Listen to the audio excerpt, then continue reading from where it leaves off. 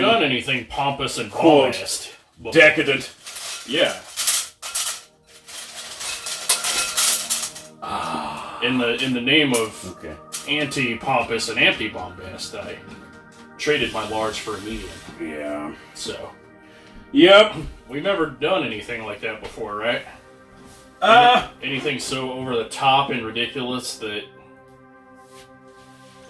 So what could it be? Possibly.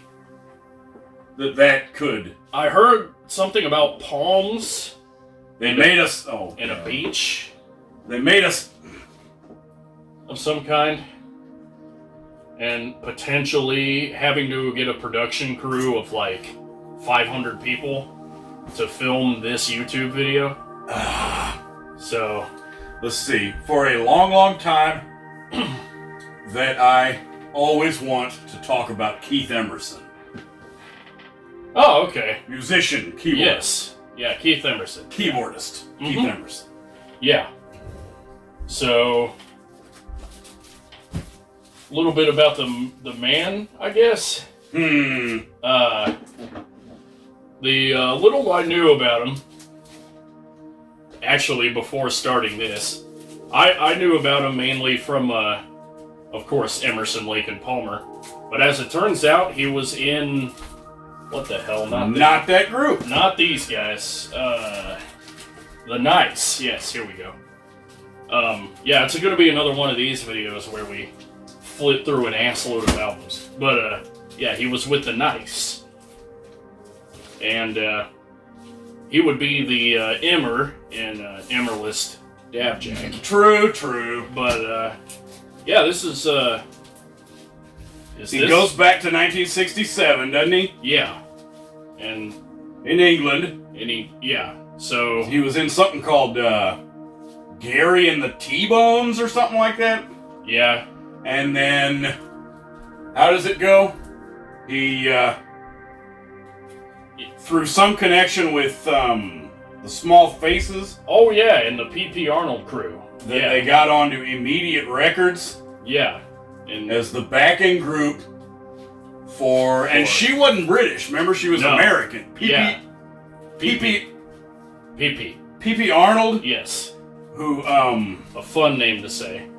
Was American, but went to England. Yeah. And the Nice started out as her... as her backup band, I think. Group, yeah. Yeah, so... that is also where Keith Emerson got his, like, minor comeuppance, I guess. Semi-major comeuppance. But, yeah, I think P.P. Arnold just either went on or, decided to no longer have a core backup band anymore. Maybe. Because they started writing their own songs. The Nice did. Yeah, that album is from 67. So, The Nice. Now, let's see. We forgot who they are. Lee Jackson, Brian Davison. Ah, yes. Bassist, singer, and, drummer. That would be Jack in Emerless Love Jack. David O. List is the guitarist, I think. Yeah. No, he's not the guitarist. Never mind. He is trumpet, flute, vocals, at least in this album. And he would team up with Lee Jackson. David O. List yeah. is the name of the guitarist. Yeah. Of course it is. So, like... anyway, going along, that you get the formula. Yes. A trio. Yeah. Because remember, David O. List is only in that first album. He may have literally one song in the second album. I remember him, it was the second album and one live gig where he kind of stood off to the side of the stage and played, but didn't get a major prop. But after that, yeah, it was the power trio of Emerson, Jackson, and Davison. So, starting with the second album... Oh, I'll hand it to you eventually. There's so many. There it is. Is where... Let's trade. Yeah, there you go. is where, actually, this is where a lot of my favorite stuff comes from. Rondo, was Rondo on the first album? Yeah. Yeah, it was. The second album being, how do you pronounce this? Arlonga Vita Brevis? The name of the album? Ars Longa Vita Brevis. Ars, okay.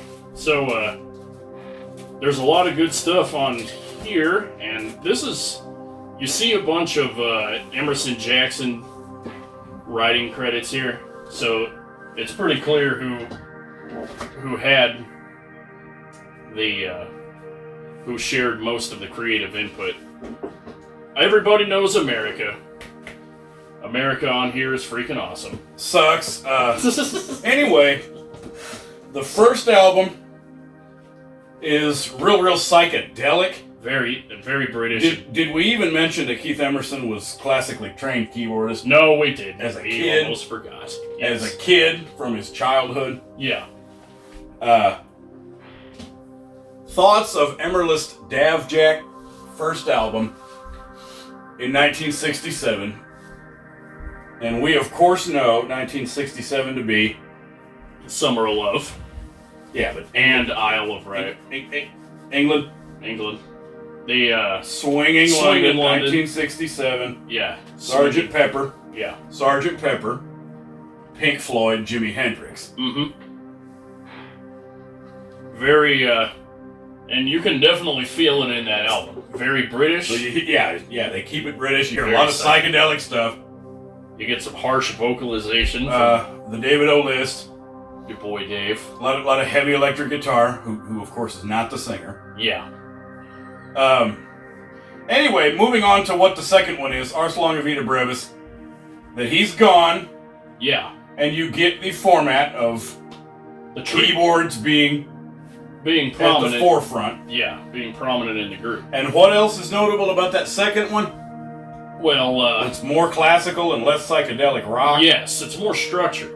Like, especially with side 2, there's a sidelong suite. And not just a psychedelic jam, but it's an entire classical type, classical structured song. And it's got some of the more boss lyrics, like they only need that much. Yeah, it's actually kind of cool. They only need that much space for like the freaking lyrics, but it's an entire long thing, so it's dominated mostly by music. But that's not to put down the first one, side 1. Side 1, that's of course the normal. Yeah. 5 or 6 shorter songs. I love that Daddy, Where Did I Come From? That's a good track. That's some of my favorite nice material is side 1 of Ars Longa Vita Brevis. But you really can't go wrong here. This is where pretty much where the Keith Emerson sound kind of starts, essentially. And you get all that organ. Yeah. It's a whole bunch of. It was before what are they called? Hammond B3s. Yeah. Before the mode. Organ. Yeah. I will take a B3 and maybe a B4 and a B5. There's so much organ. But, like, now, there's is there an explanation for this? Are we allowed to explain this? It's glue that fell over at night and leaked through the cracks of my damn wooden desk. And dripped down into the box of records that didn't have a fucking top that I stored under my desk when I was 16. Yeah, that's 2 glued together records being pulled the fuck apart. Thank you for pointing that out. It's a one. It's a one of one. You know, nobody else has a copy exactly like this. Well, I mean, it's nuts. This came from a flea market. Okay. Same thing with the next one, 1969. Yeah. Nice album. Yeah. Well, that's unimaginable to just find these. Yeah. Especially for like 75 cents each or whatever. Yeah, that is actually it's pretty crazy. Granted, that was back in 95 or 6. Yeah. I don't think I've even just the mere idea that you could just walk in and find. Now that, of course, is the what's it called? Spring to Autumn. Yeah. Compilation of the David O. List material while he was in the group. Yep. It's got a couple special bonus tracks on it, but that's it. Yeah. Let's see, what's that? Yeah, nothing notable here. Nothing but a best of. That's a best of from the immediate records. Yeah. What's it called? From the first two. And this looks a lot like one of those Wind of Hill album covers, like a laser disc or whatever. So there you go. Oh, Hypnosis didn't make very much stuff before. Being 1960. It's also that's also a Hypnosis album. Whether or not that was actually from '68. So, or if this was when they started going back and reprinting all of the nice records when ELP got popular, which is what most of these are. Yeah. Most of these are a reissue or a reprinting from '73. Let's see. There we go. Nice. '69. That's the 1969 album. It's nice. But yeah, this is let's see. They're feeling their oats. Here's Rondo. It's Keith Emerson in 1969. This wasn't a live version, was it? The Rondo? Yeah. Yeah, it is. That's the best one. Yeah, it is. All right. Because what did he come to be known for? With the stage show around then. Stage antics. He was well known for the antics of like pulling the organ, piano strings, and like violently playing the organ, like thrashing it while he was messing with the tubes in the back or whatever. Yeah, it had no back, so he would screw around with the what those are, pickups, whatever it's called. Yeah, to make the crazy feedback-ish noises. And it was fantastic. Rock it back and forth, freaking get underneath it, mess with what was in the bottom. I was genuinely concerned for like the organ's health and well-being. Like I was like, dude, Keith, man, you better slow down. You won't be able to play it for the next track. Like seriously, it's ridiculous. You wonder whether or not he would like damage them and mess it up and need to buy another one. Yeah, so waste the money from that gig on new instruments. And kind of like the Who. Now, what else? Don't forget the. Let's see. Was. We're still talking about the stage show. Stage antics. Don't forget the. What was the other thing he did? Aside from banging around the organ. And play guitar? Did he try to play guitar? No, that wasn't it. He did. Briefly, but that wasn't it. What's the other thing he did with the organ? We mentioned the thrashing. We mentioned, to hold a given note, he started sticking a dagger in between the Oh, yeah! How could I forget about that? To try to hold this or whatever, he would... Yeah, he would throw a dagger. He would stick a dagger while he would stab it. Yeah, he would stab it. Stab the key. How did I forget about that? The neat thing, I didn't even know that forever, but the neat thing about that is that they were a gift to him from Motorhead Lemmy. Oh, really? Kilmister. Nice. Who apparently was their roadie. A nice roadie? How about that? Before being in some of his own groups? Yeah. Late 60s? Dang. 68 or something? Yeah, I didn't know that. It's pretty neat to where he would be like, I've noticed you want to hold the same note. Yeah. Keith, mate. It would. During your concerts. Yeah. Sure would be a shame if you had to leave your finger on the note to not do other things. That'd fit in your whole stage antics spirit. Yeah.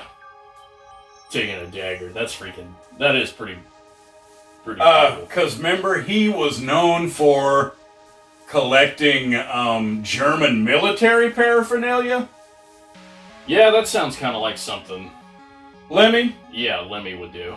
So, I mean... So he gave him a couple of these German military daggers. Yeah. To use in the show. And of course he would stab it quite showmanship and violently. Like, it would be a violent stab. It wouldn't be just a... put it in there. It would be to complement the showmanship. But, let's see. If I remember right, there was one more... Yeah, what else did the Nice do before? There was... they broke up. There was 5 bridges. Is this the next one? I think it is. Yeah, it is. Yeah, the Five Bridges album. Yeah. That Five Bridges album is, well, it's nice. And a bunch of these are like half studio, half live. Yeah. The Nice had plenty of live stuff on these albums. So, I think most of them are, starting with that 1969. Yeah, this is, it was like part live and part studio. Keith Emerson with the Nice. And, we're not done any favors here with this, but I think... Let's open her up at least to show the cool picture. But, yeah, we're moving into 1970. So... We count as the end of 1969. Yeah. This is actually the last thing they did together and released while they existed. Five Bridges is, again, a sidelong classical sweet time that's... this thing is plastered on here. Nifty. Yeah, let me... There you go. You got it. Let me take the blame for... Yeah, there's... what else did I remember from on here? A Bob Dylan song? Yeah, it started with the third album, I think, is whenever they started publishing their Bob Dylan covers. So... What do you get? Oh yeah, there's the action shot in the inside, too. Yes. Of him wrestling with the Hammond. The thing is, though, is you always need to see that on video to be, like... super cool. As a piece of rock history / being in the moment. Sideways picture of him doing his thing with the knee-high boots that are awesome. That's how you get your Five Bridges. It's 2 on each side and then 1 in the middle. So there you go. Okay, there you go. But yeah, this and the one I don't own. This is that album. This is Five Bridges plus Elegy. Oh, it was cool. actually released after they broke up in 70. Yeah. Remember, early 1970. They broke up when? March, yeah. Different stuff. I think, what did Keith Emerson go on the record as saying? Like, I don't remember on record. But, yeah. Lee Jackson's voice was not conducive to making album after album. Yeah. He had a pretty low vocal range. Yeah. Like, I remember hearing a bunch of effects to either make his range go up into the chipmunk territory or to, like, try to speed. Yeah, there was one with straight up chipmunk vocals. Yeah, that one he whispers. I don't want to bash him, though. I like Lee Jackson. Yeah. He's the guy from the Nice. So, he had met Mr. Greg Lake from King Crimson. Oh yeah, on concert gigs where they would be at the same concert or open for King Crimson or something. And then there was like a jam session, and then one thing leads to wanting to be in a supergroup. Remember, 69 and 70 is the era of supergroups. Blind Faith. Yeah. Humble Pie. When Crosby, Stills... Schnalzman, Schnalzman. Yeah, actually, Crosby, Stills and Nash would count. Fripp and Frapp. As a supergroup. So... But yeah, they're finished. Yeah. Heck of a run, boys. Yeah, I mean... I love all these albums. It was already a darn good run, because... It's the Nice. It's the Nice, yes. That's pretty much all you can say. Here come the Nice. But, literally. For those who are unfamiliar with King Crimson... Yeah, you talk about who Greg Lake is. Greg Lake specifically was the guitarist for King Crimson, I think. Bassist and lead. Bassist. Yes, that's right.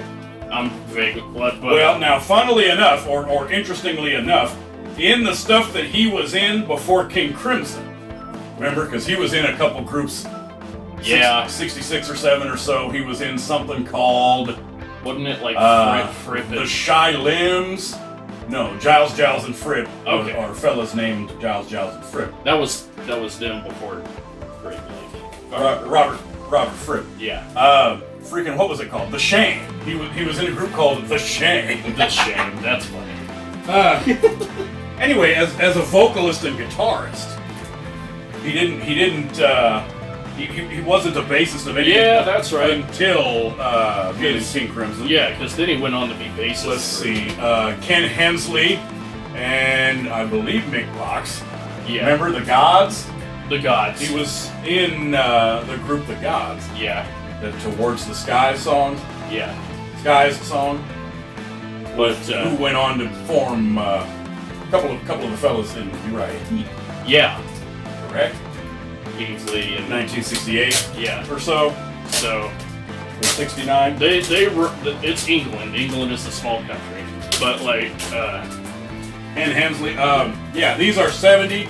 King Crimson. Or wait, no? Did In the Court of the Crimson King come out in 69? This was 69. That's the first album. Show it. It's got that bitchin' illustration. It's cool because it's heralded as one of the first heavier song or albums, especially with 21st Century Schizoid Band. It's a breakthrough for what was prog, progressive. Yes, but I mean, this album here is like a quintessential album from '69. But more specifically on Greg Lake, he sings for I think all or most of these, and also provides bass. So, like you can definitely hear him on the bass. Like it's an awesome bass sound, and all around great album. Yeah. There's your other side. But oh yeah. Yeah. Or whatever it is. You're he's telling you, oh yeah. There's this and something else. Yeah. And then he was on the second. What is this? 1970, early 70, In the Wake of Poseidon. In the Wakes of Poseidon. Is what that's called, with the cat food song. Yep. That's really great. So. And whether or not it would count as, but it's a different fellow sharing some of the lead vocals on here. Yeah. So whether or not that's why he wanted to leave the group, I don't remember what actually happened with him leaving King Crimson. Well, I just remember they met a few times, him and Keith Emerson. Yeah. On a gig with the Nice, and they said stuff like, we should make our own.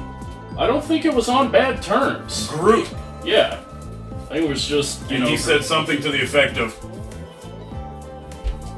oh, you're going to be disbanding the Nice? Well, my group is basically finished also. Yeah. So just give me a couple months to leave King Crimson? I don't know. I forgot what exactly it was, but yeah. They wanted to form a supergroup. Yeah. Which means you need a drummer. The technical skill. Yeah, they wanted skilled musicians. Like guys with lots of vocal range. Yes. They started trying to talk to Jimmy. Yeah, your drummer. Jimmy. Mitch Mitchell. Yeah. Because remember, there was no more Hendrix experience. No. After '69. Yeah, they disbanded. So when they were trying to get Jimmy or Mitch Mitchell to be their drummer. Yeah. In the rock and roll folklore and legend, there was talk of them trying to get Jimi Hendrix to be the new David O. List. Because he loved this album. Yeah, he did. Jimi Hendrix thought the world of King Crimson when this came out. He recognized it as a progressive music breakthrough. Mm-hmm. So then that made you think, well, maybe he wanted to join Help. I think it was dismissed as that lame rumor. Yeah. And made up, but it was going to be Hendrix, Emerson, Lake, and Palmer. Yeah. Help. Yeah. Anyway, they went on to form who? Emerson, Lake, and Palmer. But to fill out the Palmer part, Palmer here. The P is P is Palmer, and the extra P is obviously for everyone. But Who was he? Young fella from Arthur Brown album, Arthur Crazy Brown. World of Arthur Brown with the Fire. And Atomic Rooster. Yeah. So, yeah, 67 album or whatever. Yeah. And he went on to be the drummer of Atomic Rooster for all of one album. I don't think we have either one of those albums. In your quest to find... Yes, I had that Arthur Brown on CD. Yeah. And in my quest to find their first album, I only have their, second or third. Okay, so, nothing to do with Carl Palmer. Yeah, I never said his first name. It's Carl Palmer. Okay. Atomic Rooster. Yeah. And then he, at first, didn't want to leave. No. But then... I think he was... But then ended up leaving Atomic Rooster. Yeah, he was persuaded to join these fellas. It was the summer of 1970. Yeah. And what happened? The Moog came out? August. Oh, well, around then. But first Okay. we have to talk about just when, when they were starting to be a group. They played one gig, and then their second gig was the freaking Isle of Wight. Isle of Wight, in yeah. 1970. Yes. What a way to start. Legendary freaking thing with 500,000 or 600,000 people. Yeah. What a way to start a musical career. And one of the last nifty things that Jimi Hendrix did. But remember, because he died in September of 70. Yes, he did. Yeah. With the firing the cannons, remember? Remember the concert footage where they actually fire these freaking cannons? Yeah, on the stage? AC/DC was not the first to do it. They did it first. But yeah, it involves the Moog. Yeah. The Moog. Which, Simplifier. The synthesizer. Moog. But be sure you say it right. Yeah. Moog. It's a good way to... Why in the hell is his name spelled M-O-O-G? In a way that makes you immediately say Moog? Moog, I don't... Maybe it's German. When was the first... Well, yeah, I understand it would be a different pronunciation if it's like a Scandinavian thing or something, but still. Yeah. Change the spelling, by golly. Yeah. So, Moog... Oh, are you putting the guy's... With his head? The thing of it is... No, that's on the other side. The side of the guy's brain, the side of his head. So the thing of it is, though, is specifically in relations to the Moog in this first album, you really don't hear a lot of it on here. It's just... Yeah, the first album, which I freaking love, is still mostly piano and, Hammond. Organ. Yeah. You get a little bit of Moogs in, Tank and, yeah. But the famous American radio hit. Oh, yeah. Lucky Man. Yeah, Lucky Man. But yeah, so there was, I forgot the story about him.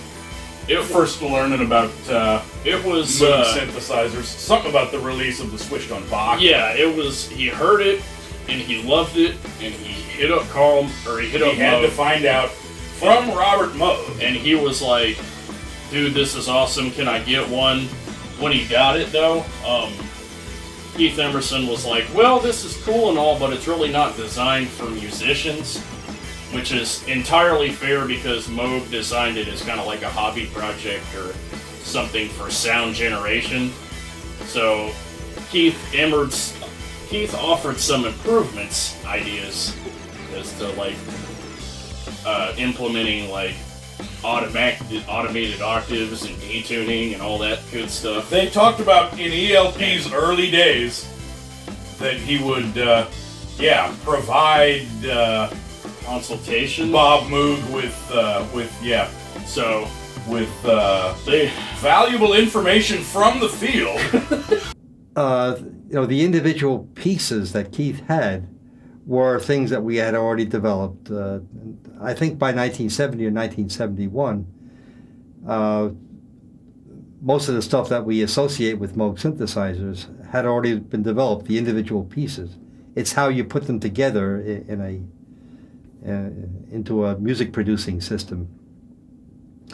Once Emerson, Lake and Palmer got going using this modular system on stage, we gave them our full technical support. We tried to improve these experimental preset boxes. And in fact, I think we built a complete new set for Keith. On several occasions, we rebuilt the modular system to make it more reliable and to add stuff.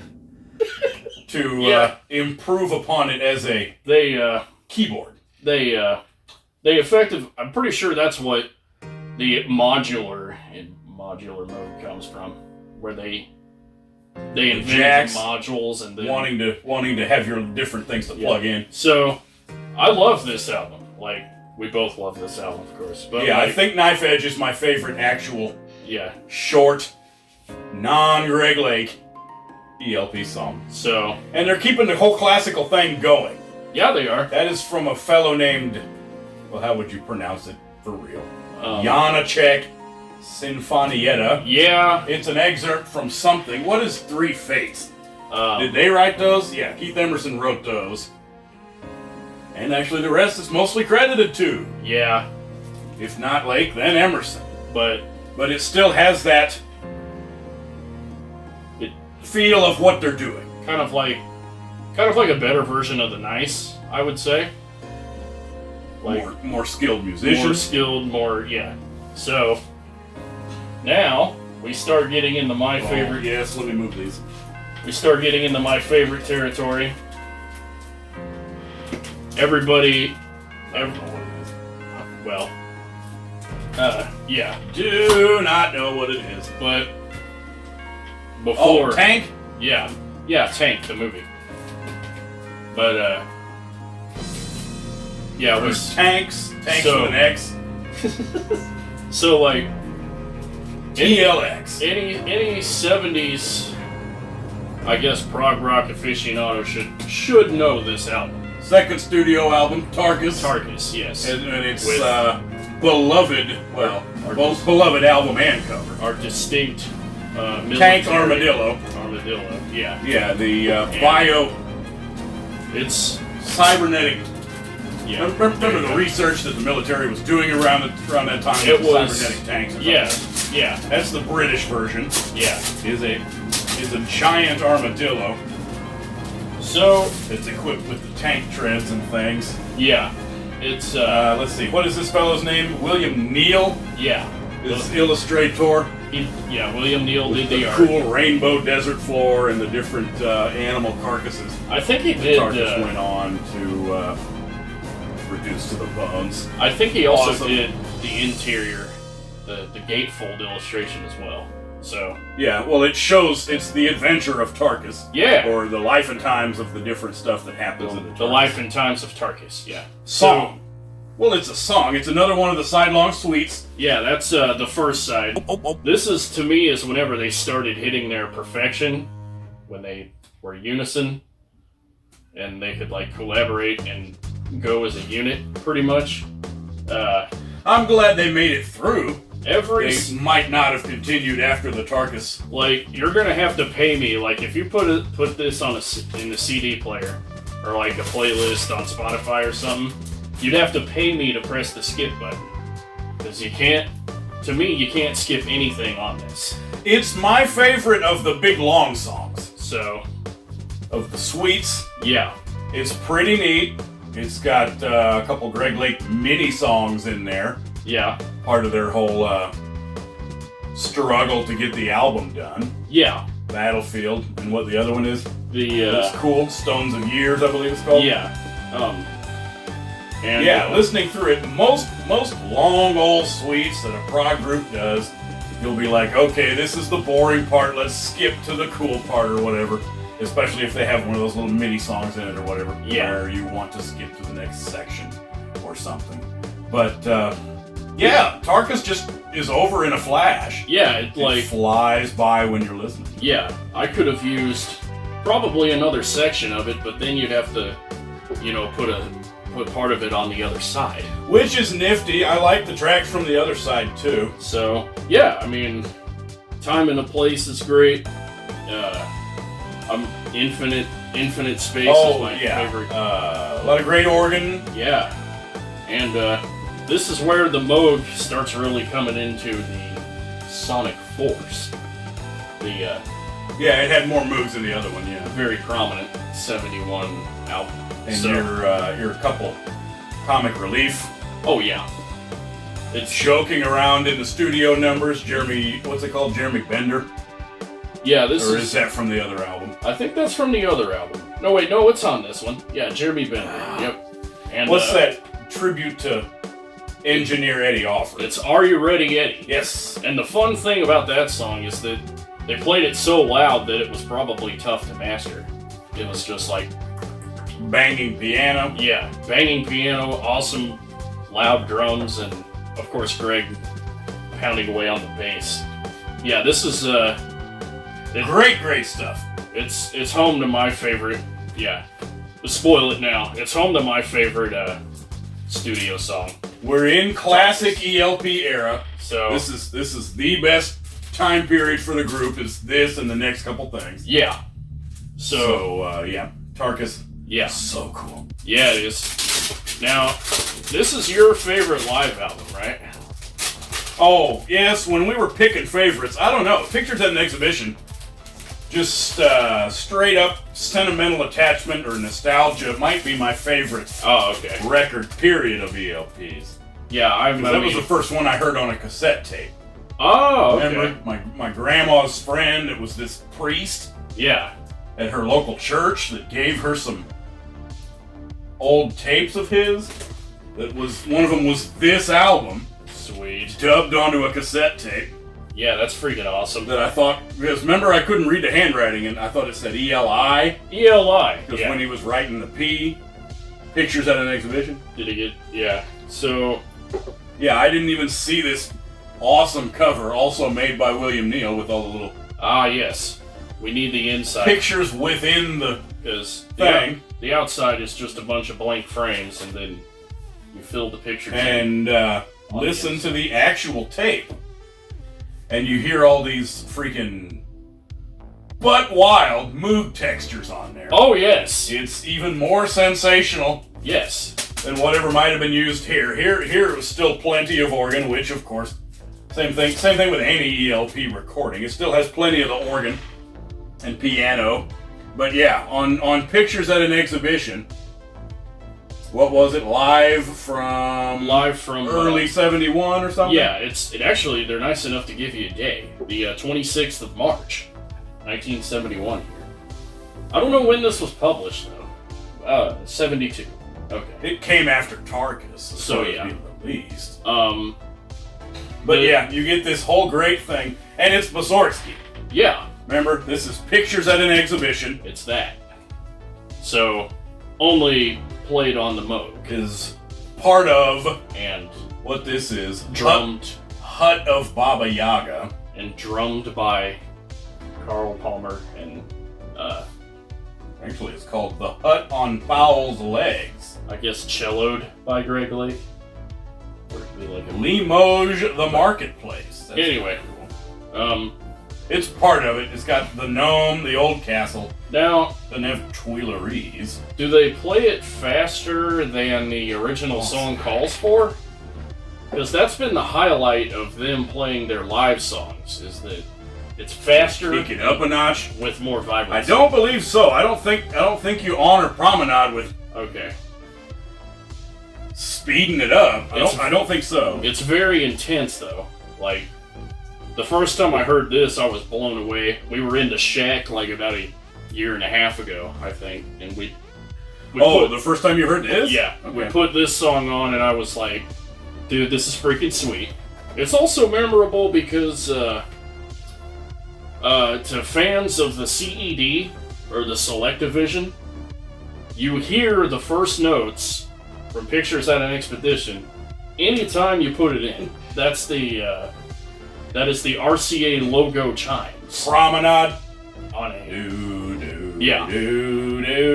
on a CED. So every time you played a CED, that's not what you heard, but you heard the song. You didn't hear this album. Promenade. So the notes of the opening of the thing. Yes. Promenade. Yep. Anyway, yeah, super duper awesome. Yeah. Oh my gosh, favorite thing in the world. So yeah, now we keep dwelling on classic ELP. Yeah. let's see, King Crimson albums. Oh, yeah, they keep being in the way. Yeah. There you go. Now. Maybe I... Yeah, so we're coming up to, is this the end of 72 or the beginning of 73 with Trilogy?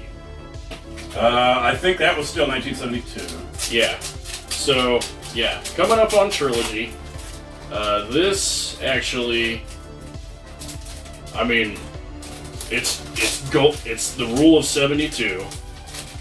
Sort of. And these two, technically, 71 are more fond. Yeah.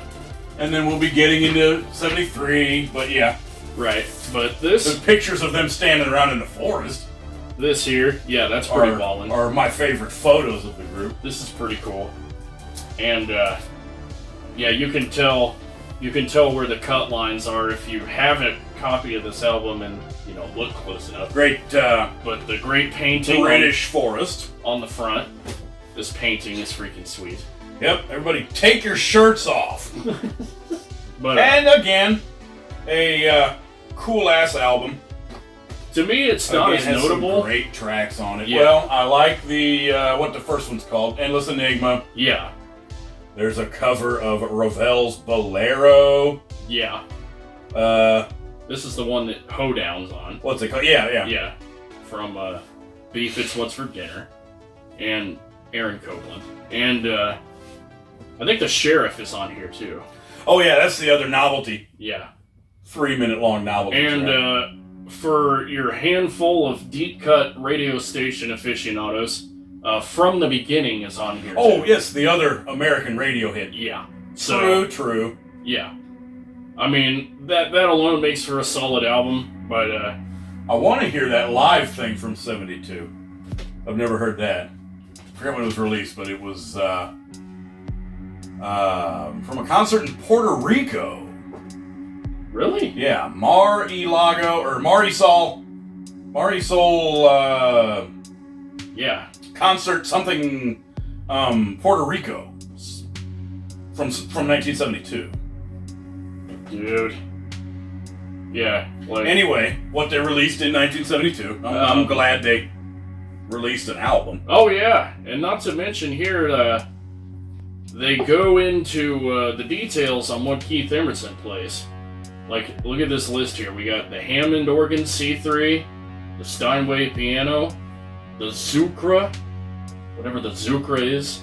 We got Moog Synthesizer 3 version C, Mini Moog, Model D. Oh yeah, was this where he got his Mini Moog? Yeah, this is the Mini Moog. That's bitchin'. So, and of course, Greg Lake is on vocals, bass, electric, and acoustic. This is a prime Moogs. Prime version of acoustic Greg Lake. So, yeah. But this album, of course, has the luxury or not luxury of being sandwiched between two amazing ones. So it doesn't seem as notable, but it's still a darn good album. So, but anyway, on to the other slice of the freaking slice of bread on the sandwich is Brain Salad Surgery from 70... Yeah, the beloved Brain Salad Surgery. Yeah. With one of the few album covers that H.R. Giger made. Yeah. To pronounce everybody's last name correctly. Did you know he was not H.R. Geiger? It's not Geiger, no. It's Giger. It's H.R. Giger. Yeah. Would that mean you call it a Giger counter? No, I'm kidding. But, like, anyway. Stands for Hans Rudy. Did you know his name was Hans Rudy Giger? No, I didn't know instead that. of H.R. Geiger. Anyway, you got your cool... Yes. Dark machine with the skeleton, and you get a actual Medusa lady in there. Yeah. And your poster, too. Yeah, you can't forget about the poster, because you don't see that all that often, actually. Like, anytime I went thrift shopping, I made it a point. that would be missing from the, Yeah, I made it. It's the same with any other accessory, it's going to be gone. I made it a point to try to find one with the poster, and I haven't found one yet. That somebody's dog chewed it up or something. So, yeah. Because we're big-time stars. Yep. And everybody cut their hair. Yeah. Or two of them did. Yeah. Emerson still got the kind of long hair. Again, people are taking their shirts off, by golly. Well, you need to. And they're superstars at that point, aren't they? Yeah, they are. Granted, they were loved right off the bat in England as a supergroup. Yeah. With the help of the Isle of Wight show and everything. Yeah, but everybody liked Greg Lake, and the Knights were at least fairly well known. Yeah. I think from the beginning propelled them into... But then, yeah, they were true superstardom. They were worldwide superstars at that point. Japan absolutely loved them. Yes. But when I don't remember when they first came to America, but yeah, suffice to say, they still have a few classic rock hits that are played. Yeah. On radio we today. Can. 73 and 74. Yeah, here we go. When they went on their Monster World Tour in Japan and the subcontinent and everything. This is, in the days of these massive live albums. Yeah. And you get your triple, here, hang on. It's freaking weighty. And you get your triple live album. Look at this. Look at that. Yeah. Like I picked it up, the first time I picked it up, I was E for each, yeah, it'll rip. This thing I would dare say is most original copies of this. Yeah. Torn. Unless it's somebody who purposely took real good care of them. Because, yeah, it's this huge triple gatefold where you get an E for each guy. Yeah, you do. The extra E is for each. Yeah. But welcome back, my friends. Yes. Where they do jolly sped up versions of everything from Tarkus to... Yeah. We got... Hoedown. Yeah, we got a few of them. And the entirety of the Carnival suite. Yep. If you, actually, no. Yeah. Before CDs, you couldn't even hear the entirety without having to take a break. Because the entire Carnival suite was longer than one album set. And, it continues here, too, but with this... Oh, yeah, at least for that one, it's got the whole first impression. Yeah, it's got the whole thing. Where you don't have to take a break in between there. Yeah, so... Yeah, that's very nice. But... Yeah, look at all this good stuff on here. We got Take a Pebble on here. They did the everything from Tarkus, including Aqua Tarkus. We got Jerusalem, Hoedown. Yeah. Toccata. I love Toccata. Toccata's like my favorite Carl Palmer solo effort. But like, oh yeah, with the little synthesizers. Remember they gave him that giant thing, and the whole... I think it would...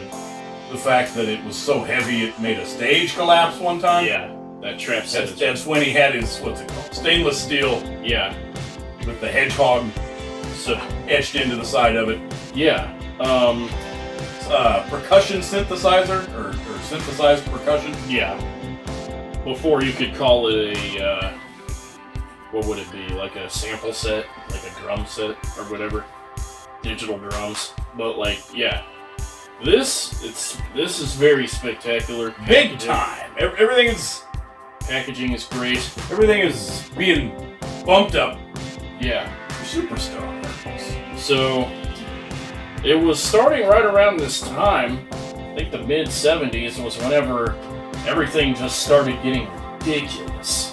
Like, they ramped up the bombast through the early 70s. Yeah. And this kind of when they were in their peak of the super duper stars. You got three semis. One is the E truck and the L truck and the P truck. Yeah, but whose great idea was it to incorporate California Jam Festival, a live orchestra?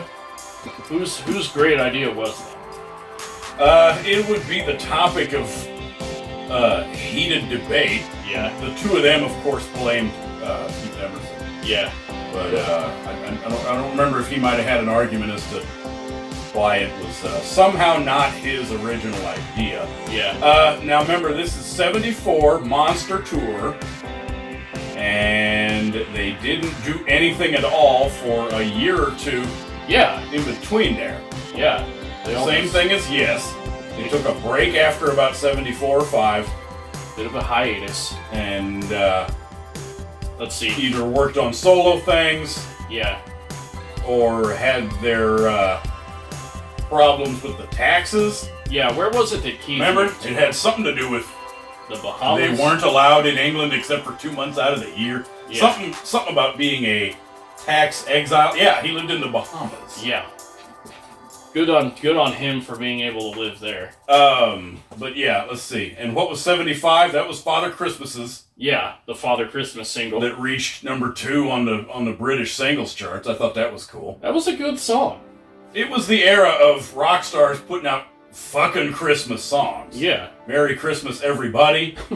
The Slade thing that ruled the airwaves. British country Christmas of 74. Yeah. So they did what that other thing was.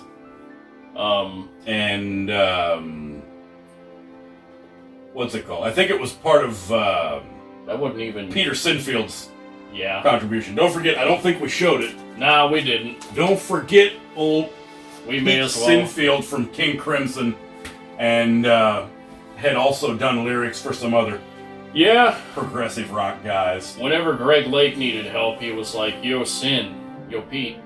I love that illustration of the. Yeah, that's a nice illustration of the girl with her pet dragon, where she hangs out in its mouth. But yeah, Peter Sinfield, fellow from King Crimson, late '60s, early '70s. Yeah, he did a lot of lyrics for King Crimson. And for ELP in them. Yeah. And I believe he was involved in the Father Christmas single. There is that of '75. Yeah. And what else do you get? 76. I think that's when they started touring. These were released in 77. Yeah. But for their next thing are the Works Volume 1 and Works Volume 2 things, of course. This is Volume 1, that's Volume 2. Yeah.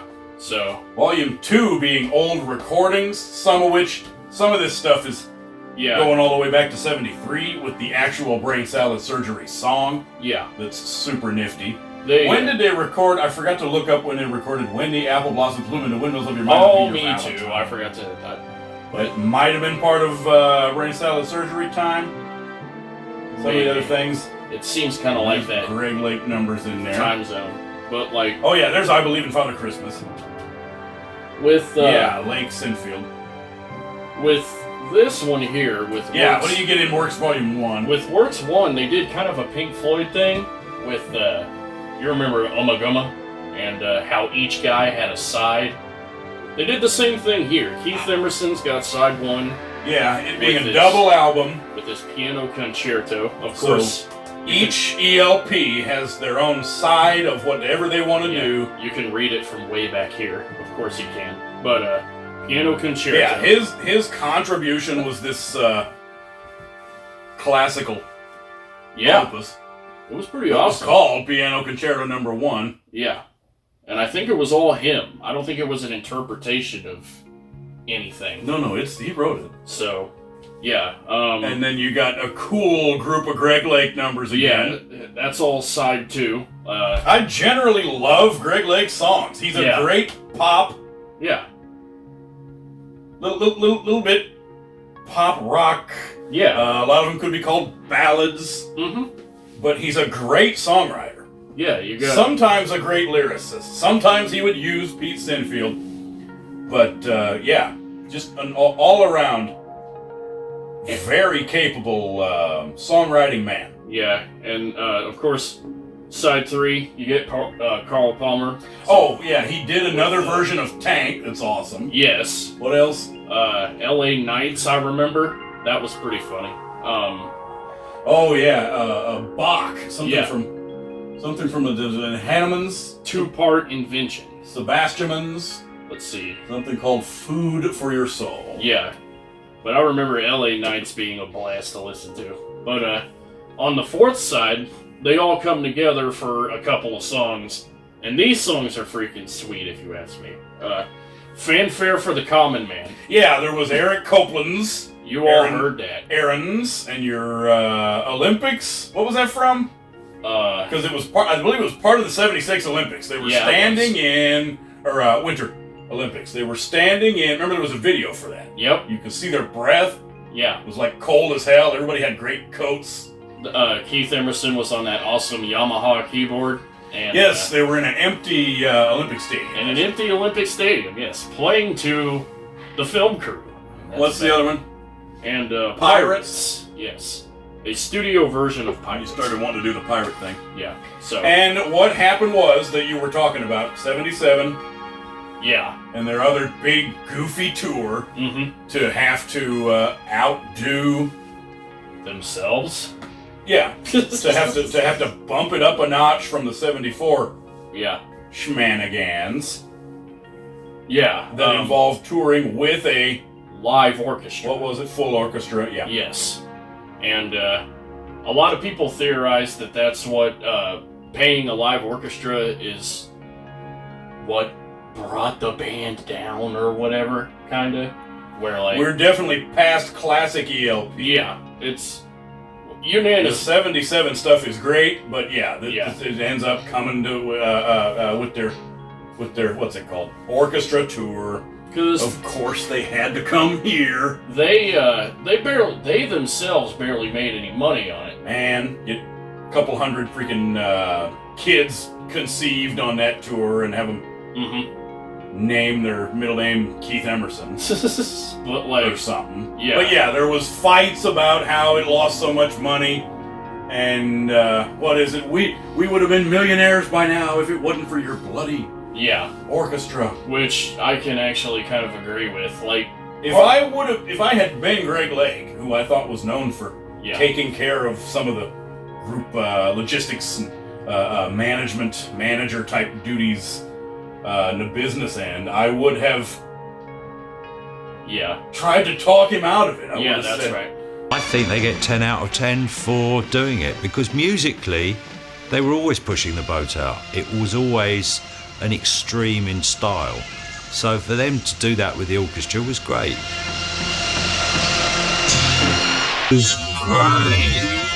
Look, man, that is going to be a financial / logistical nightmare. And what do you think, Carl Palmer? Can you please? That's the thing. Have us vote no, so we can outvote him.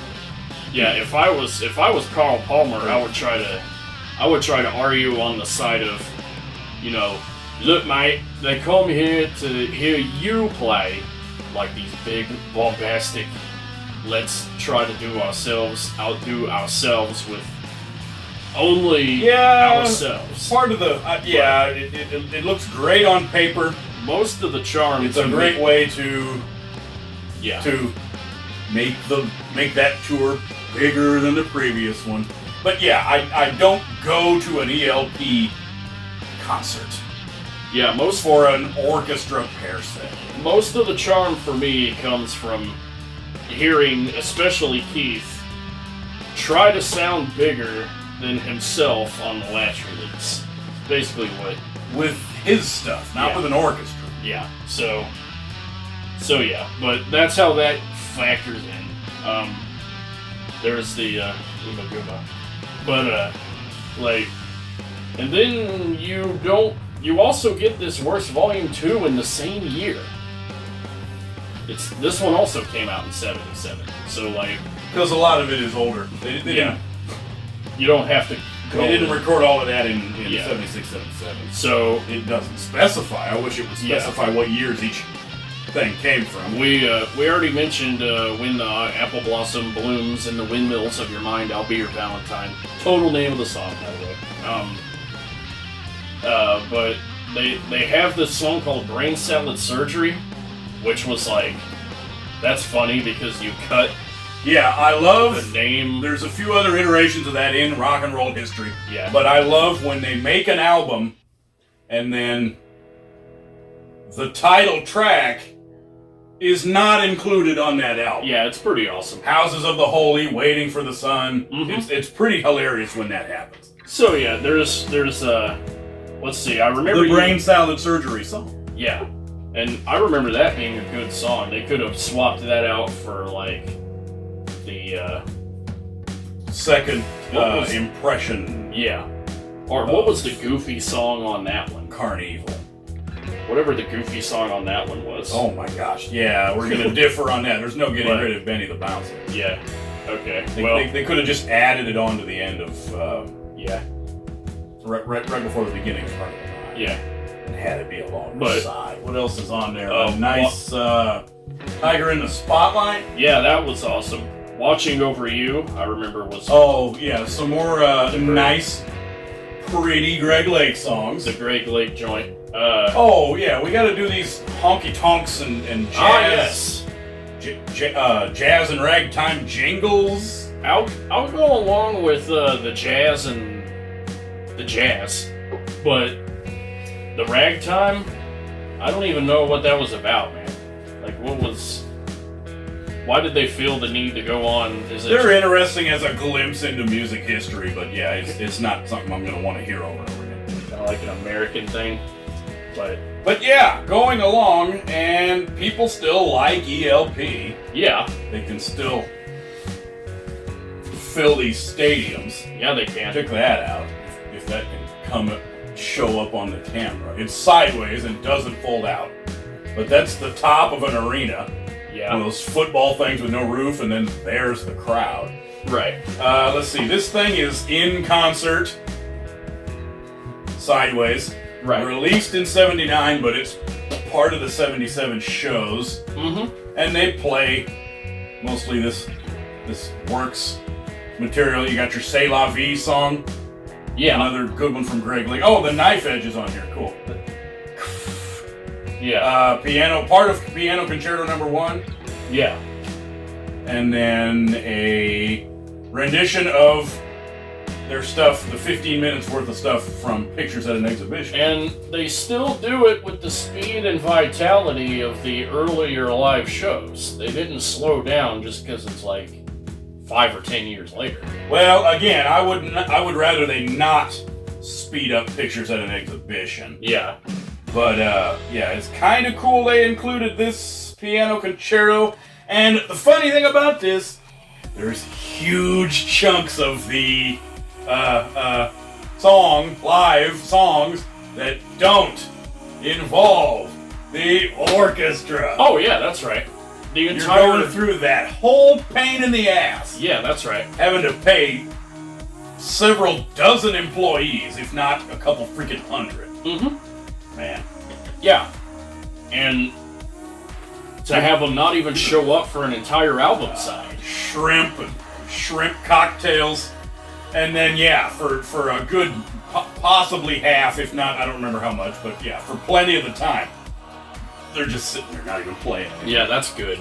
I like that too. But of brief mention, yeah, the bootleg. What did this end up being? A different concert from the same tour. Yeah. I don't remember the dates or places, but this is yeah mostly the same songs. They put a Pirates in there and a Fanfare for the Common Man. Yes, sir.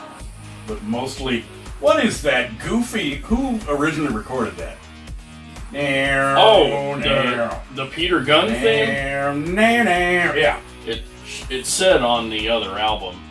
I think that was like... yeah, that might give songwriting credit. Whatever... just remember it from movies and cartoons. A lot of people used it. The Blues Brothers. Henry Mancini. But yeah, I don't remember I don't remember what it was originally from. The Peter Gunn Show. There was a Peter Gunn show on NBC in the late 50s. Okay, so it was the theme music from TV show. Mm-hmm. But yeah, this is kind of funny. It's a straight up bootleg. Oh yes. For when the police bust in, you can quickly throw this little Yeah, you can cover insert away. You can otherwise you have a white thing. So you get rid of that and you say that's the White Album. It was just using yeah, either the Beatles' White Album or this blank thing that has nothing. Yeah, man. Yeah, and it's got a fake label sticker in the middle. Remember? Yeah. It said copyright 1971. Yeah, I remember which is that. from 7 or 8 years before that. It Yes. said something in German. Yeah, it was. It had this whole fake sticker in the middle, like you were getting ready to go to jail or something. Yeah. Like anyway, it's works and a half. Or Yeah. what would you say? What would you actually call it? I'd call it works half. Works half. Works 1/2. Yeah. Because it's not 1.5. It's No. It's just works and then half. It doesn't even count as one. And you're cool, idiotic pirate souls. Yeah. So. Yeah, and then. What else happened? 78, I think, rolls around. Oh, yeah, we're at the thing that we refuse to speak of. Yeah. Aside from the fact that we will mention that we don't talk about it. That's right. And then 79 rolls around, I think. Well, we can say the name of the album. Fine. It's called. It's he didn't want to. I can. Love Beach. Yes. And then I saw it at the record store at age 16, when I was first an ELP fan. Okay. I saw a copy of it and refused to buy it. All right. Well, that's good. Because I was like, dude, is that even the same people? You can like Photoshop in freaking Peter Frampton's house in the background, and they would not look out of place or something. Well, yeah, Stupid. It was on location in the Bahamas. It's another one of these that's half sidelong suite and half pop numbers.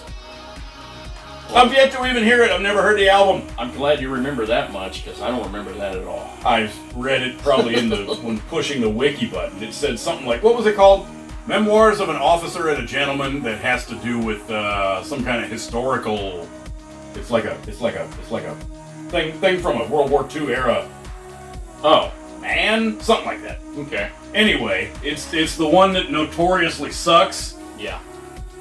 And funnily enough, the picture is this ghastly thing of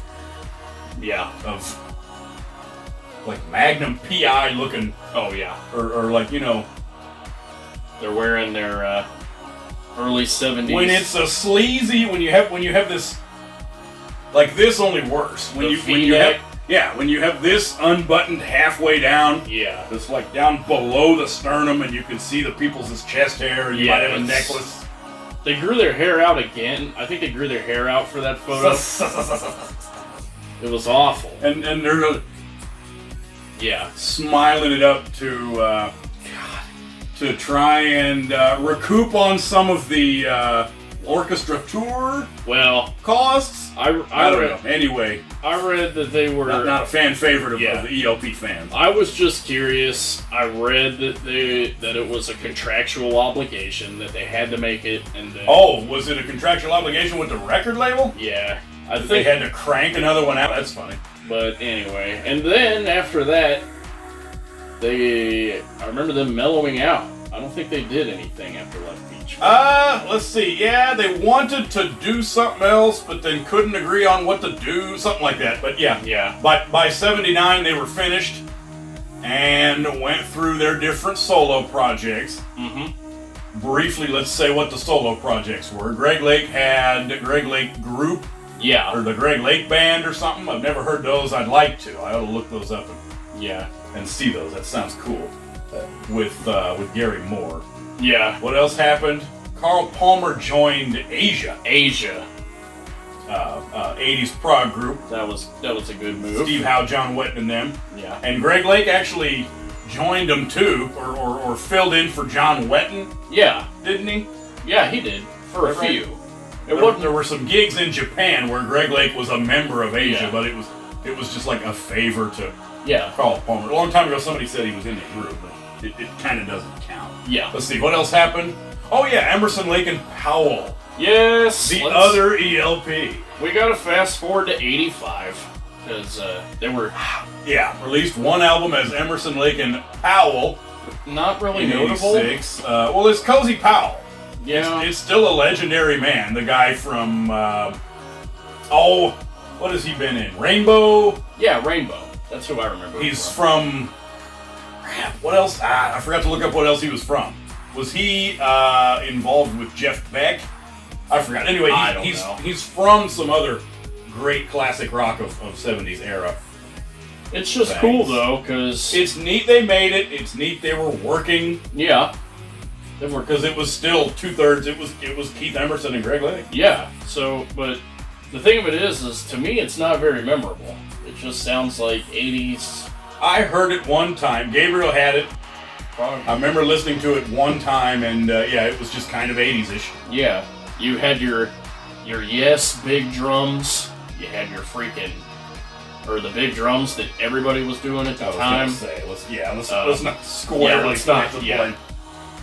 And then what was the other thing? Because there was another 80s-ish. It was It was 3. EBP. Emerson, EBP. Barry, and Palmer. Yeah. The one with Carl Palmer and without Greg Lake. Now, the Barry's first name is Robert, so it's Robert Barry. Robert Barry. Yeah. And that was from 88? Yeah, 88. And the group was called 3. 3. And the album was called The Power of 3. Oh, okay. Yes, it had a giant 3 on the front. The left half was red, the right half was white. What few things we listened to it, I remember it being kind of like funny. That one was comical. Well, in a way that we'll talk about here in a minute. But yeah, there was 80s-ish stuff also going on there too. Oh yes, it was stooped in the 80s because it was still the 80s. I remember a cover of 8 Miles High by the Byrds. Yes, sir. That was for some funny. reason. I didn't know what that was all about. I was like, let's 80s up the Byrds. That's what we need to do. Is 80s up the Byrds. But yeah, to me, whether or not it had more subtle differences, I didn't hear the whole thing. But it was an 80s update of the LP. Because I went ahead and listened to Emerson, Lake and Powell like a week ago, the one album. It was all 80s, 4/4, really nothing to write home about. The 3 album, you hear the flashes of Emerson and Palmer. It's a little more crazy and experimental than... Oh, okay, Emerson. So it would still be... Yeah. Yes, did we conjecture that was maybe because Greg Lake wasn't there? That's probably the reason. That Emerson kind of had a little more free reign to... And Palmer do his Keith Emerson thing. Yeah, and since Palmer was the drummer, he could do his crazy fills and this... They let you wild out? Yeah, so... A bit more dynamic than Emerson, Lake and Powell, but... Definitely a shadow or a small representation of what they used to be. So, retained more of, that's good.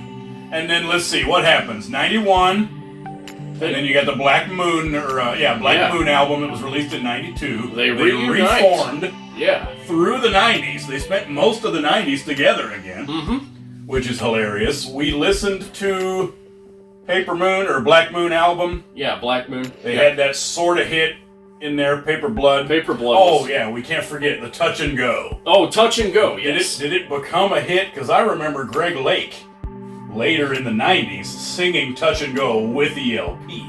They're leaving you nothing, nowhere to go. Just put you in the corner like an old banjo.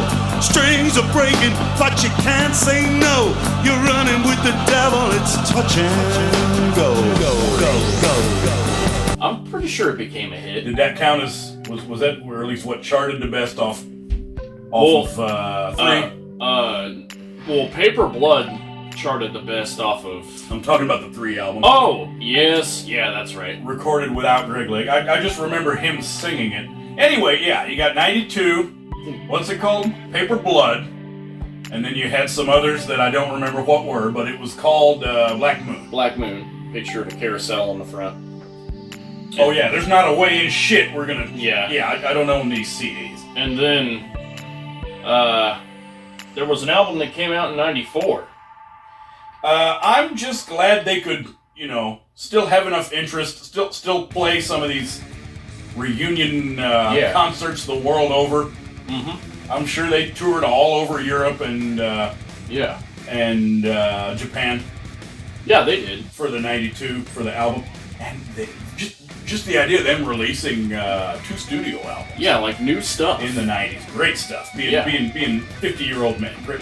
Oh, it's a fond, it gives me a good feeling. Yeah. Thinking of the fact that there's still enough people that would yeah. Mm-hmm. What's the 94? In the Hot Seat album, 1994, In the Hot Seat. Yes.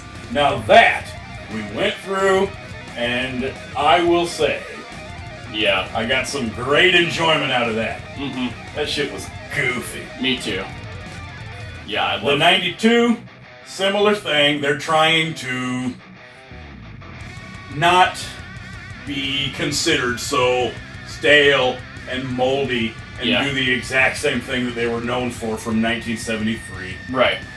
And keep up with the times or a little bit. Yes, definitely. But yeah, this In the Hot Seat album, some of the sounds on there were just hilarious. Mm-hmm. Yes. Definitely hilarious. Yeah. You what was that the beat on that was it reminded me of, what was it? Oh yeah, Straight Up by Paula Abdul. Yeah. I was like, wait a minute. Did they get the idea for that from Tony? Yeah. Just hearing oh my goodness. Just hearing Keith Emerson use keyboard stabs is enough to pay the price of admission. Oh, yes,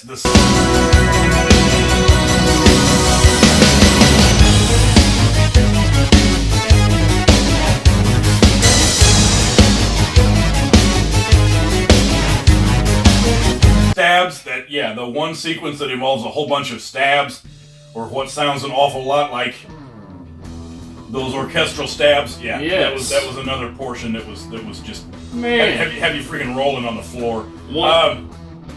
I remember almost the whole thing being fun. Yeah, it was fun. It was so idiotic and crappy. Yeah, in a good way that it ended up having humor value, and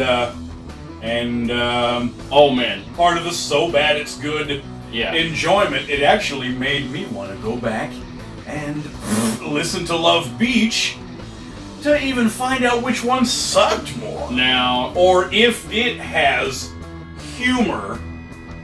Don't be giving the dog any ideas. Oh, he's covering its ears. If the other notoriously crappy one has humor, ironic humor value, or if it's kind of like one of those other things that just plain sucks. So it's not. And let's see, they stayed together till 97 or 8? Yeah, they did. I think they made a couple more live albums or something. Yeah, they needed to go through and get definitely your share of live albums. They did live albums and then live albums of the same exact stuff. More live albums. I do want to hear that one Marisol Puerto Rico thing from 70. There's a cool one from 71 and 72 I want to hear. Yeah. But yeah, they kept going for a while. They were maybe going to do another one, but had some of their same old classic infighting. Well, and what would basically count as their second breakup. And also, let's not 98. Let's not forget the actual health reasons as to why a third ELP album would probably no longer happen. Keith Emerson specifically had like some type of carpal tunnel. Oh yes, in the thing that you hear and read that they claim it started in the 90s. Yeah.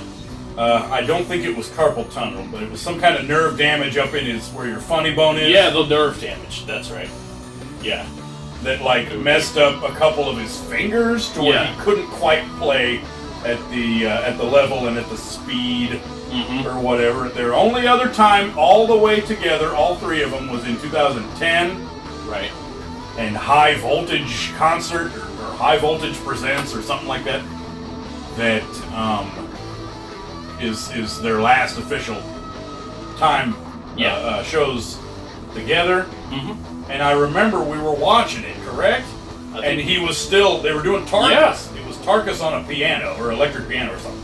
And he could still... And he was still completely kicking ass like he used to. Yeah. So whether or not it meant he couldn't, like endurance, like whether or not he couldn't keep going for, 3 or 4 hours. Yeah. Or something, but something to where he had nerve damage in his hand. Yeah. It was, like... And couldn't play, at the same... Because 100% that he'd been known for in the 70s. The thing of it is I think it affected his left hand more than his right hand, so he could still play the melodies okay, I think. But whenever it was time to do the lower parts, he would have to dub. He would either have to. When you're doing something else, and then part of his multitasking. Because whenever you see him belt out Tarkus on that 2010 High Voltage. It's this. I can't even keep up with it. Okay, so maybe it involves his left hand instead of his right. But anyway, when he was having his problems, and then that would be 2010. But yeah, when they were still together in the 90s, and let's see what happened. The Nice actually had a reunion in 2002. They did. Let's not forget that. Yeah, they did. And then Greg Lake and Carl Palmer stayed active. Yeah, they did. Greg Lake did all kinds of different stuff. Yeah. Actually involved in one of different incarnations of Ringo Starr's All Stars group. Yeah. He was a part of that. What the heck? And then going through in what bad stuff happens. Because remember, 2 of them are gone now. Yes, that's Carl right. Palmer's the only one left. Yeah. And what happened with Keith Emerson, that actually committed suicide, remember? Yes. 2016. 2016 was a bad year for... Of the different musicians and celebrities passing away, and he was one of them. Yeah. And then what was it? It was kind of a story that pissed me off. It involved internet trolls, correct? Yeah. That were giving him a hard time on his Twitter or something because they were telling him that he was past his prime. And was that it? It was something along those lines. Because of the issues with his hand and the nerve damage, they were telling him he was a has-been. And the fact that he was also like 70 by now, during that time. Like, man, you can't play as fast because you're not a spry 20-year-old man anymore. That had to do with he shot himself with a handgun. Well, in his Santa Monica home. If I remember right, if I remember right, either Lake or Palmer said that Keith Emerson always had kind of a problem with either depression or like a low self-esteem. Yes. Some of the forensics they talked about, he had struggled with depression apparently for however long, and was on some antidepressants, and also was a known alcoholic. Yeah, so that definitely didn't help him. That never worked. To have alcohol plus antidepressants. Yeah. And then what was it? Gosh, he was nervous / worried about some upcoming gigs in Japan. Wasn't that it? I think that's it. And then they were giving him a hard time on the internet. Yeah. And at night, that apparently he was all by himself or something. Yeah. And ends up committing suicide. Because, they, like, I forgot, Because for me, like, I would be either one of those guys that if I lived by him, he would be sincerely annoyed, but I would be like, dude, Keith, I'd be knocking on the door every day. I'd be like, are you all right, man? Yeah, I don't understand if he's got, like, mental health issues. I don't understand how come there wouldn't be some kind of thing where people check on him or something. But also, and I think you said this first, but I don't think Keith owed anything anybody. He was like... Oh, as far as when I first was pissed off for hearing that he killed himself because of internet trolls? Yeah. He's Keith Emerson. Man. Yeah. He already provided all this awesome, timeless content that we can timeless music that we can listen to for ever and ever. So yeah, that's like trying to tell Michael Jordan that he can't still play at his peak. Yeah, exactly. That was like the time that one kid said, "What has Rudy Ray Moore done lately?" Oh man, yeah. So, get the fuck out of here. here. So I guess bloody Keith Emerson, I'm king of the bloody mood. Yeah. Like, but the thing of it is I guess since we mentioned it before, Greg Lake passed on due to cancer. It's the greatest keyboardist in pop music. Yeah. Yeah. I'll just kind of get more pissed off. Yes, and how it ended up. Greg Lake passed away later in the year. Yeah. Man, 2016. That was what? Pancreatic cancer. Pancreatic, yeah. And so yeah, now he's gone too. So you don't get any reunions. Yeah. Maybe Robert Barry is still out there, and you might get honorary citizenship in the European country. Oh yeah, of your choice. Remember, Italy declared him an honorary citizen. Yeah, that's right. He did a concert and had a live album, and then shortly after he passed away, they declared him an honorary citizen. Yeah. Way to go, Italy. Get my dual citizenship, and maybe a key to City of Rome. Yeah, the freaking key to the Colosseum. Greg Lake can now finally open up the underfloor that the Colosseum had for like 2,000 years. But yeah, gosh, hard to sum up. Is there a need to? Can we just say they were one of my favorite groups? I love British rock music of the early 70s. Yeah. One of the main subgenres being prog progressive. Mm-hmm. Yeah. Which means I love ELP very, very much of their classic era 70s through 73 material. Those are some of my favorite albums. Yeah. It's all time. I love Greg Lake, Keith Emerson, Mr. Carl Palmer. They're held extremely high for me. And I consider Keith Emerson the best keyboardist. Oh, without a doubt, yeah. Of pop music in decades of the 70s through the 2000s. Yeah, like... If you want to get specific on it. Rick, the people that want to fight and say, well, I like all of these solo albums that Rick Wakeman made in the 70s or whatever. Or something. Yeah. If you have a different favorite keyboardist that you want to say, and participate in the debate whether or not Keith Emerson counts as the best. It would be the same for me too. Like Emerson, best keyboardist hand down. King of the bloody mood.